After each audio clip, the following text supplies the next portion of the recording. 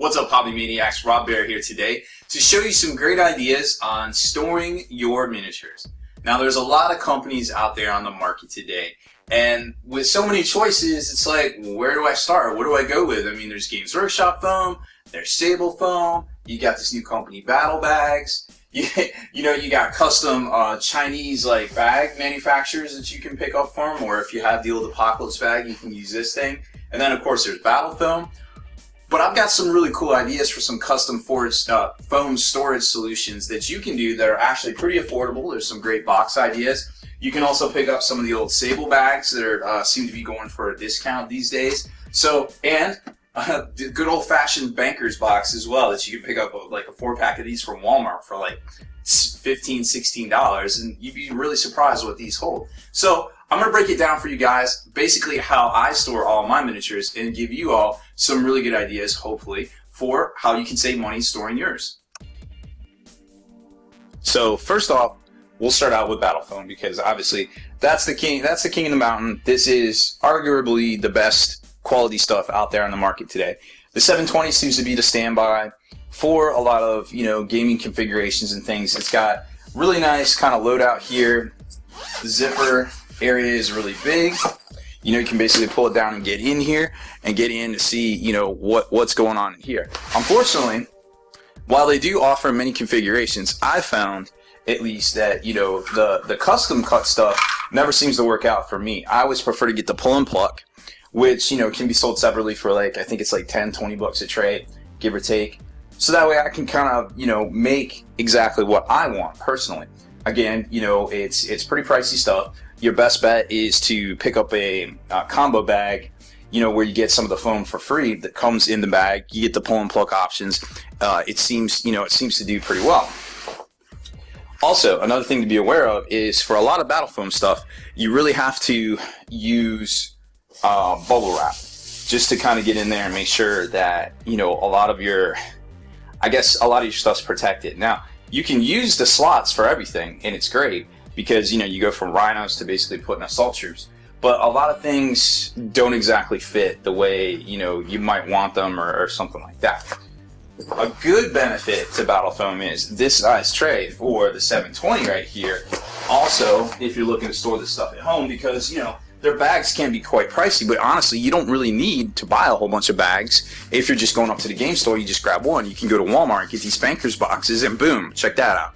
You can get, a whole tray of 720 foam in here. It's pretty much the same size as the 720 box itself. There it is. You might lose like an inch, but if you're just storing this stuff at home, it's perfect. Conversely, this size also fits right into this other box that I'm going to show you in a few minutes that you can get from Uline that'll hold pretty much all of the foam out there in the sun. But something I wanted to show you real quick was my custom X-Wing bag. Now, I like to play a lot of X-Wing miniatures because, it doesn't take quite as long to play S40K. And what I developed for that was using the Battle Foam stuff. I like I said, I really like the pull and pluck foam, right? So I always try to go out of my way to get that stuff.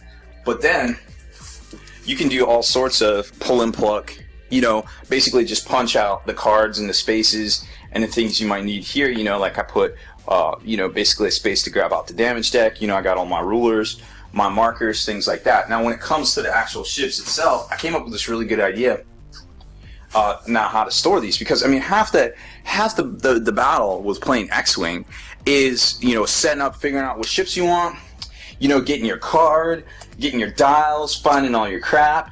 But hey, check this out. All I have to do is, I'm gonna play with an X-Wing. Alright, let me grab my X-Wing out of my slot here. I got all my cards right here. I got my dial right here. Everything's good to go. Really, all I have to do is just jump into my binder, which I stash right here, and grab out my pilot cards. And yes, I did buy pink on purpose. And grab out my pilot cards right there, or whatever upgrade cards I might need out of the same binder, which, actually not the same binder, but the same type of binder, which I keep right here. Keep all my my upgrade cards sideways in this Ultra Pro binder in the back of the Battle Foam bag, because they have these huge pockets on both front and back of the 720 case. And then I get, I just basically build my squad right there. Now the trick is to basically make these little T shapes. Now you can make them small. You can make them two pull and pluck wide for like the smaller ships like the Z95s and things like that. Or you can make them a little bit bigger in the case of right here, like a 1, 2, 3, 4 for the X-Wing, and it keeps it on its stem and things like that. Or if you run a lot of B-Wings. Oh, and check out the versatility of this shape. Like, it literally fits almost every ship out there. You could fit in your Y-Wings, which fit into the same spot as TIE Fighters, as the X-Wings, as the the A-Wings. You got all your interceptors. Then if you want to go a little crazy, you can even go super big and fit in your B-Wings the same kind of shape right here. Now, granted, there's going to be a couple of ships out there that just don't quite fit in, like the new K-Wing. That thing's just ginormous. I haven't figured out quite what to do with that, and the little lasers on the front always bust off, and then the TIE Punisher is a little big as well. So, just keep that in mind as you're keeping, punching all this stuff out.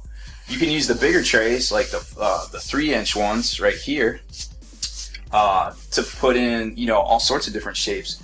Like, say you want to store a couple of decimators, or you want to put your Falcon in here, right? Well, everybody wants to, save as much space as possible, but the problem is that you have to put in your square base, right? So you punch out the square base space, you can still have a lot of stuff on stem. I got that fit in the Houndstooth here. I got an Outrider. Obviously, there's more space. If I ever wanted to go 2 Outriders, I could slap them right in here. I got 2 Decimators right on top of each other, and the dials in there, and their bases. And here's, of course, the obligatory 2 IG-88s as well. So as far as X-Wing goes, battle foam can be very versatile if you get the pull and plug stuff, and you can make your own topper tray. So what I do is when I'm playing, and I got these spaces right here, which I haven't punched out yet because this is a new tray for me. But what I wanted to do was I wanted to punch out little spaces right here that I can change up to put my actual ships in. So when I'm, going to the table or playing in the tournament or walking around the store, wherever I'm playing at, I can basically have all my stuff in here, have a little spot for my cards, and just basically carry this tray around because it's got all my markers and things like that, and be good to go. Super easy. So that is the battle foam side of this. Alright, so next up is these great cardboard kind of footlocker boxes from Uline itself. Now, Uline is a great asset on the market for all sorts of shipping companies and things like that, and warehouses and things. You can pick up so much cool stuff. It's uline.com, and one of the cool things they offer are these boxes. Now, these boxes only go for about $6 each. The problem is that you have to buy a ream of, like, I think it's 10 or 12 of them. So it ends up being a little pricey, but then when you think about it, it's not too bad. So it's Uline part S9880 if you want to check it out on their website. You can get them delivered to your door. I think most shipping's like literally next day in pretty much all of the US. So once you open this up, you can see that, hey, this fits pretty much a lot of stuff, right? You can fit the old Sable Foam in here, the 13 by 7.5 basically trays that fit across there. Now, there is a little bit of empty space right here in the front, but if you got, just an old empty G-Dub box, like, something like a squad box, like a drop pod or something, like, you can just kind of stuff it right down the side and it fills that little space. Or you can just kind of be like, whatever, they're just going to move around. I mean, they're just sitting in my house. It's not like I'm taking them to a game store or anything. So it's kind of up to you at that point, right?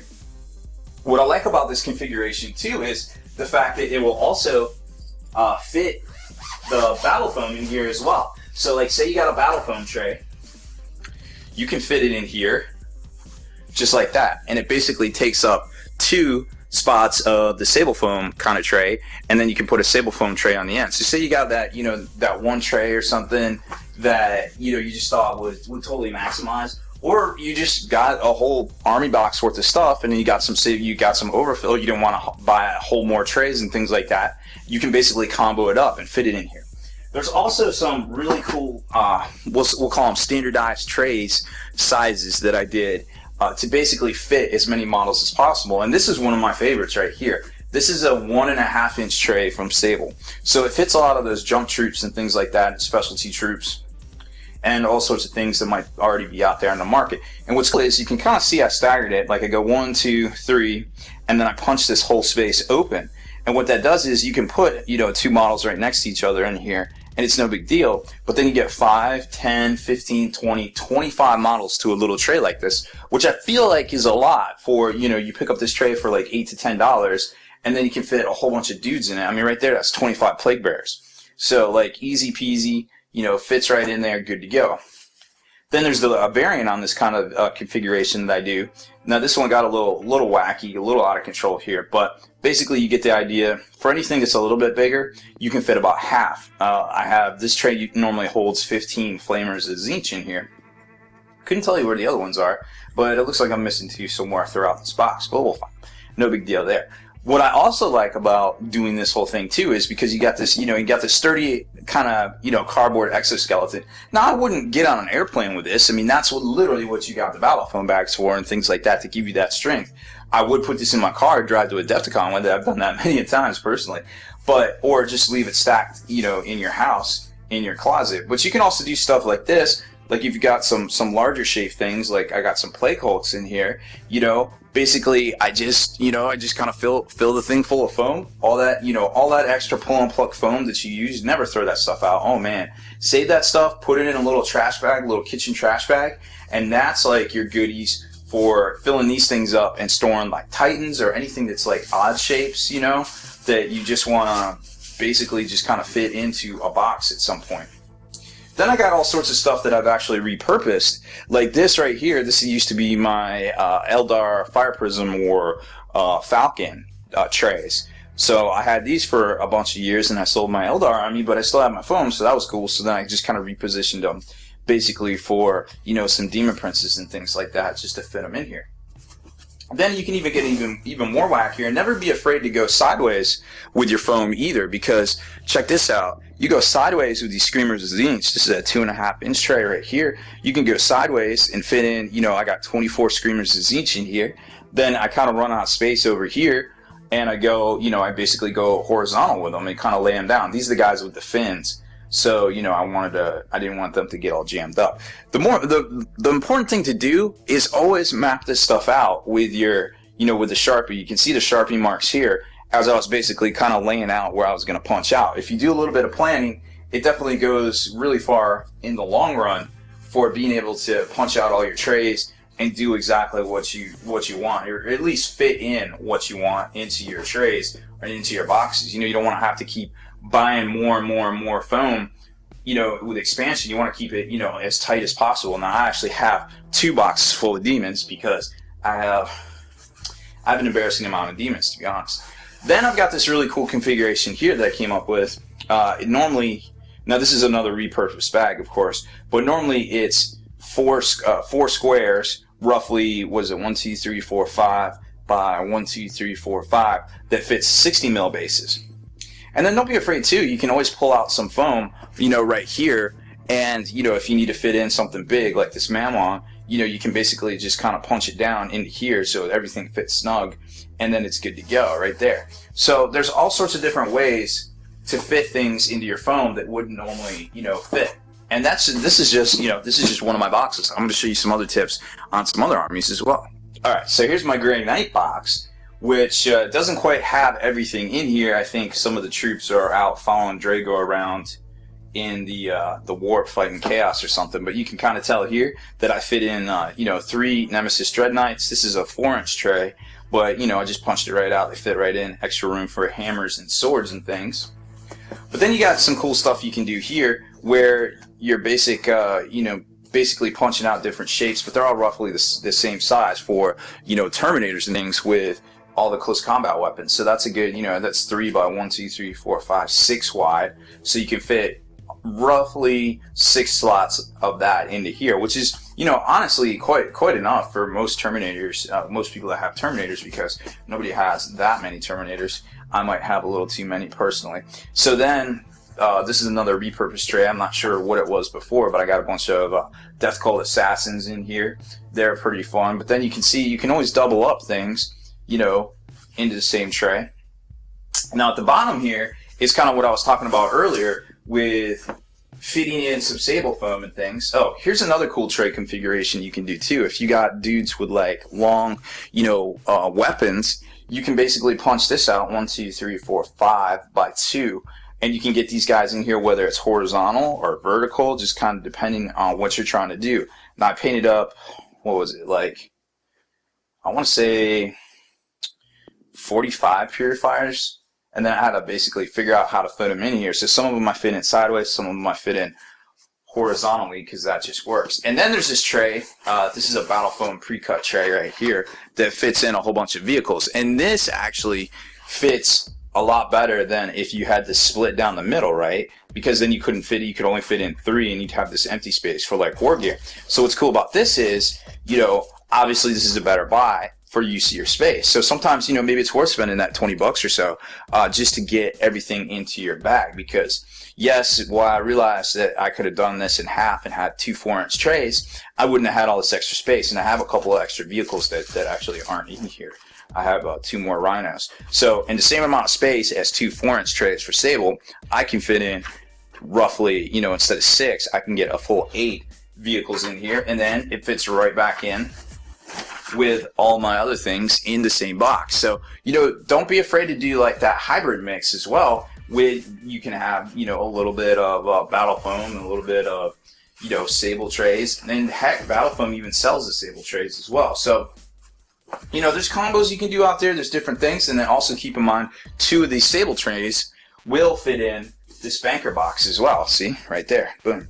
So there's, you know, for affordability and different things like that, obviously I had to store a lot of my stuff, and for, you know, I'm not going to buy a Sable bag or even a Battle Foam bag for each one of my armies. I'm going to buy these foams, or these cardboard boxes. It seems like a smarter investment. Store them like this at home, but when I go down to the game store, you know, I might throw them in, you know, the Sable Foot Locker or something like that. You know, it just really depends on what I'm trying to do and how far I'm trying to travel. So, you know, these are hopefully some good tips to save you some money on basically storing your stuff at home. You're always going to need the foam, but you might not quite always need, you know, to buy 1, 2, 3, 4, 5, 6, 7, 8, 9 Battle Foam or Sable bags. And speaking of new bags, I know we did a review on the Battle Bag here recently as well. Now this bag is great, obviously, but it's not going to fit into any of these configurations. He has a different size. I wouldn't say proprietary because it's not proprietary, but the guys at the Battle Bag, Andrew and them, they have, you know, these smaller trays. So to basically store, these are already super cheap, but in order to store this stuff, you're not going to be able to do all these tricks. So if you're picking up this stuff, you know, it might be worth it just to, you know, just to store everything in these bags, because it is technically cheap enough. But, you know, in the long run of things, a lot of us veteran gamers out there have all sorts of different bag configurations already and all sorts of different stuff in foam. So maybe this is a, you know, a way to help, you know, kind of ease the pain of having to buy all these different bags and things. You know, you buy one bag, you switch your foam out as you go. Seems pretty sensible to me.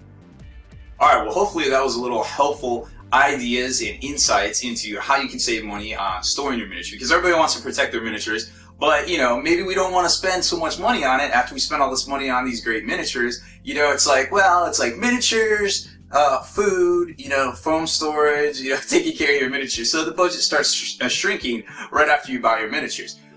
Obviously, the moral of the story for me, at least, is, you know, never underestimate what you can put your miniatures in, because, you know, if you get something for free or you find something that's super cheap that you can use for your models, you know, never look up a good idea. Like, I got this box here that came from Wizards of the Coast. It shipped some like magic big card deck things or starter sets or something like that, and I literally just looked at it and I'm like, holy crap, that box is like perfect to put, you know, Sable trays in. You know, it's like 13 by 7.5 at the very least, and sure enough, it worked perfect. So sometimes when I just want to like take some stuff to work on, you know, at a different location, at a buddy's house or something, you know, I'll put them in foam, put them in this box, and, you know, head on out. So obviously, you know, never underestimate something that you can use for this hobby, you know, whether it's foam storage or something for hobby, for airbrushing, all sorts of stuff like that. You know, we got to save money where we can in all these, you know, little places like that. So that's about it for this one, guys. I hope you really enjoyed this how to store your miniatures on the cheap, so to speak. If you haven't done so already, head on over to longwar.net. That's the home of the battle reports for exclusive content and early access videos. Become a veteran of the Long War today.